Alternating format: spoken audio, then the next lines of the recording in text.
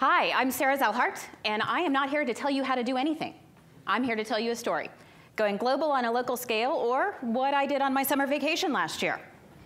So what you'll see first is me on an elephant. Okay, so this is the story of how I ended up on that elephant in Angkor Wat in Cambodia last September.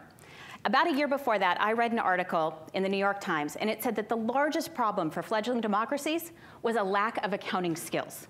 Because no one knew internal controls, no one knew how to track an asset. Because let's face it, you don't borrow his jet, right? You don't go and take his helicopter. So they didn't need to know those things. And that's when I realized accounting is a superpower. Yes, right?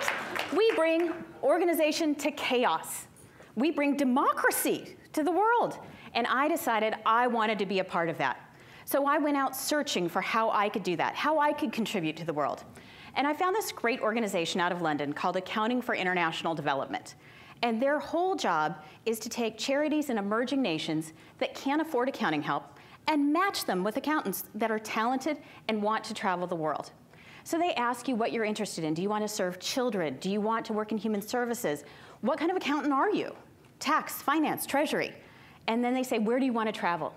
And in the end, I got 3 choices. But my choice was Cambodia. And I was matched with a women's holistic health group in Battambang, Cambodia, just outside of Siem Reap, about 3 hours. And this is their symbol. It's a Cambodian artist. And they go around and they teach women in Cambodia things that are just not discussed. They talk about birth spacing, hygiene. Do you know in Cambodia it is still considered unlucky to discuss the birth of a child before the child actually arrives? So they don't buy clothing, they don't prepare the house, they don't have a birth plan. And these women talk about those things and teach them how to do it. This is one of the village health workshops that they do every week. And there are about 40 women. That's actually the person's home that's the village health volunteer. And so all of them climb in under the house, and the girls present these workshops, and they're amazing. This is one of the village health volunteers, and that blue bicycle is the symbol of our strength. They give one to each of their village health volunteers so they can go around and do home visits to follow up on the workshops. So when I got to Cambodia, everything felt different. It was hot, it was humid. And I saw a lot of things like this, which would just shock the heck out of any of us, right? A small child on a moto. But it's an economical form of transportation. I saw 7 family members on 1 motorcycle. And then I saw this. It's a beautiful sight. Every morning, the monks come around and accept alms from all of the people in the town. And they walk up and down. It looks like a National Geographic photo, right? You don't think you're going to walk into it. Now, what was the same was the work. Cambodia is a little different that they use 2 currencies. They use a Khmer Real and a US dollar, which was one of the reasons I chose it. They spoke English and had the US dollar. I could handle that currency transaction. But what was different is they didn't have a system that covered 2 currencies. Here was my big technological contribution. I added 2 columns. There you go.